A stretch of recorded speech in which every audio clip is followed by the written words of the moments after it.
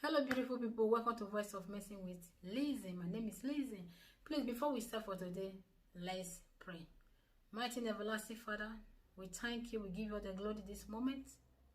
But Father, here we are again to hear from you. I commit as many that will be hearing the sound of my voice today into your able hands. Forgive them their sin. Give them the heart of flesh and take away that stony heart in the mighty name of Jesus. Let the words they are going to hear today sow a seed that will be fruitful in their life, also to their generation, in the mighty name of Jesus. I cover this, my page, I cover this, my message, with the blood of Jesus. And I cast down every power that is not of God here. For in Jesus' precious name, I pray. Amen. Thank you. Have mercy, O Lord. We have come to repent.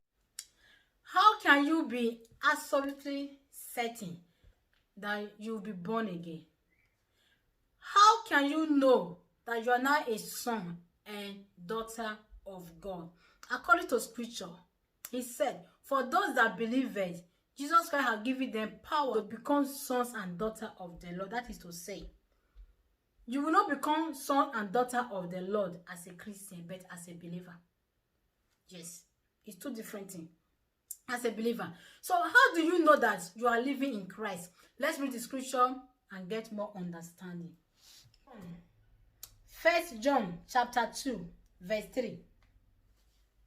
We know that we have come to know him if we keep his commandment. Whoever says, I know him, but does not keep what he commands is a liar. And the truth is not in that person.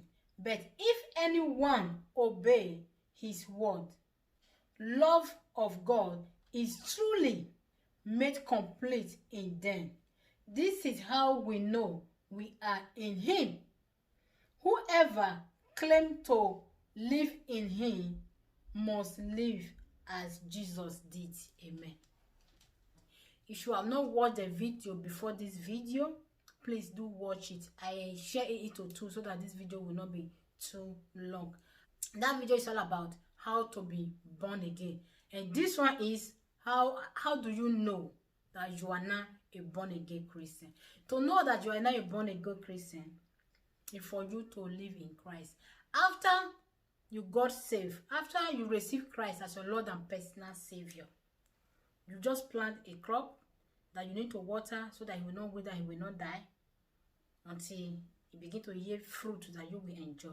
The second step is for us to get to the business of living holiness life in order to make heaven. Our goal here is to make heaven. That's one thing you should know. What do you do to live according to the word of God? You need to confess your sin. There are sins you don't need to confess to anybody. Pray to God, you are good to go. For example, you fornicate.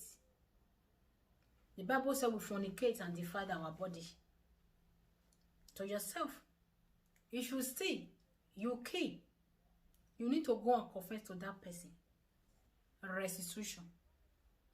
You can't say you get born again. A stolen pen is seen on your table. The devil will be judging you. He will be mocking you. The spirit of God in you will be troubling you. Take that pencil to the person. Say, look at what I stole from you last year. Please, I'll bring it back. If you don't have it anymore, say, okay, so pencil, so biro, I stole it years ago. Please, I am sorry. Should I pay?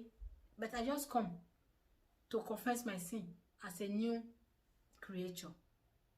These are the steps. So, doing all of this, you are clearing the way to God to be closer. Yes, for God to be closer, and you watch out. If you are a drunkard before, please don't drink again. If you are a fornicator, adulteress, don't do it again. If you are a liar, backbiter, don't do it again. If the Bible said trouser is not made for women, please deviate yourself from it. You can do without it. Your foremother, the mother that gave birth to your mother, they did not wear trousers. They were beautiful. They survived. If the Bible said makeup, it does not please God, remove it. You are beautiful and wonderfully made. If the Bible said the job that you are doing, you got it by trick, look for another job. Remove your hand, because the icon is dirty. Even if you pay offering and pay tithe with it, it's not acceptable unto God. This is what it means to be born again, to be a new creature. So you start your life all over again. Even as old as you are now having a new beginning, like a new baby that we're just giving birth to today. Let me make you understand. There's this language like people say, once saved is forever saved. No, once saved is not forever saved. When you begin to read the Bible, you will see God is a just God. He's the God of mercy, the God of fire. The both part, when you come for you with this, he do it best. When he come with you on this, he will do it best. People will say, go forever, once saved is forever saved. So after you get born again, so continue with your former life, fornicating, lying, killing, stealing by trick, be a bad governor, be a bad neighbor, no problem. After all, just pray for sin. Mercy will take over. No, my dear, don't be deceived. Now, let's go to the same 1 John chapter 3, verse 7. Dear children, do not let anyone lead you astray. The one who does what is right is righteous, just as he is righteous. The one who does what is sinful is of the devil, because the devil has been sinning from the beginning. The reason the Son of Man appeared was to destroy the devil's work. No one who is born of God will continue in sin, because God's seed remains in them. They cannot go on sinning because they have been born of God. I'm sorry, I'm a slow reader.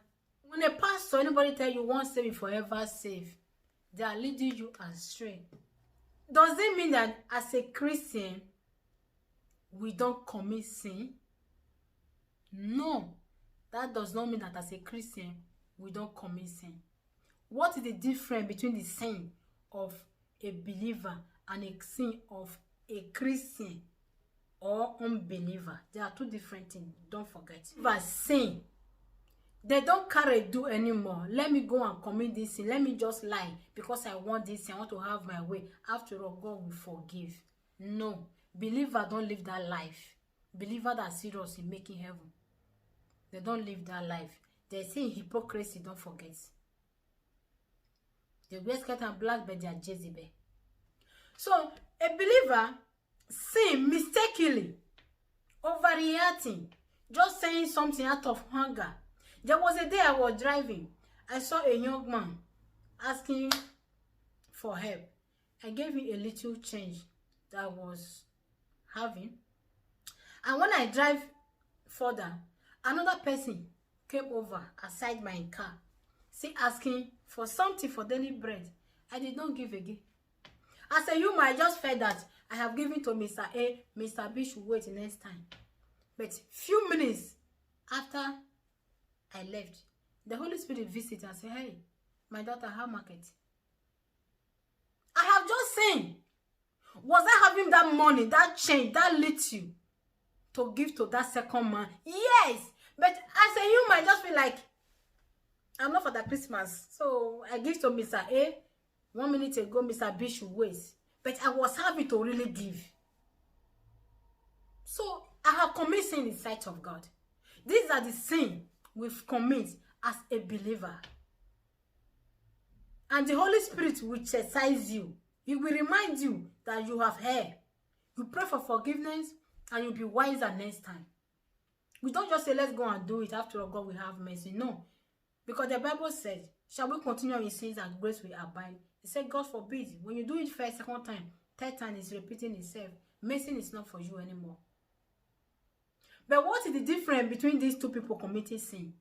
For other person, when you commit sin, when somebody doing something, you want to react. You want to revenge. And when you do, you'll be glad that you caused somebody's pain. When you fornicate, when you commit adultery, your wife, your husband is crying, why are you doing this to me? You don't feel pity. You don't feel bad. This is the difference between the sin of unbeliever and the sin of a believer. As a child of God, it comes to a point that you can live 24 hours without committing sin. You know the sin you will be committing, sin of the sight, sin of the ear, the thing you see. You might just be walking around, you just see what you're not supposed to see. That is pollution. Or you don't hear what you're supposed to hear. That is pollution, because your mind will be reflecting on it later. Then you pray for it.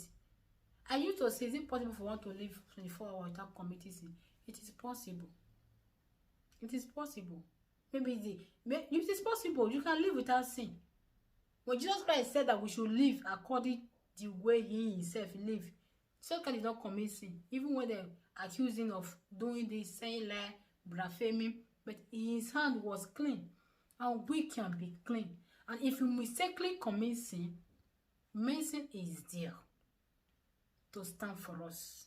That is if we keep the promise not to do it over and over again.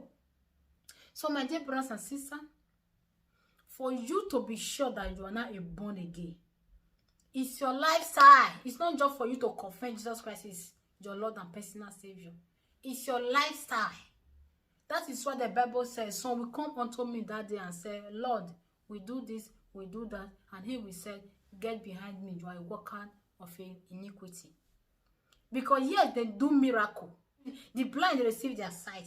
The deaf receive their ear. But their own personal lifestyle is opposite what God wants. It's opposite the word of God. And when that happens, they are sinners. Heaven is not for them. So as you are listening to me, my brothers and sisters, check your life. As a born-again Christian, you have received Christ as your Lord and personal Savior. What is your life about? Which life are you living? This is what will tell you that if you are really for God or you are against God. Don't forget, I'm not telling you that I am better than you. I'm not telling you that you are the worst. I am better somehow.